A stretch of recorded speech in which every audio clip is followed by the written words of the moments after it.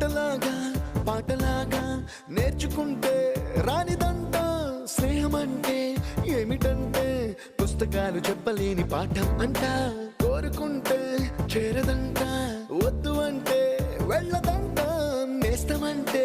ఏమిటంటే కన్నవాళ్ళు ఇవ్వలేని ఆస్తేనంట ఇస్తూ నీకై ప్రాణం పంచిస్తూ తన అభిమానం నీలో ప్రతి ఒంటరి తరుణం చెరిపేస్తూ ఎన్నో వేల కథలు అరే ఇంకో కథ మొదలు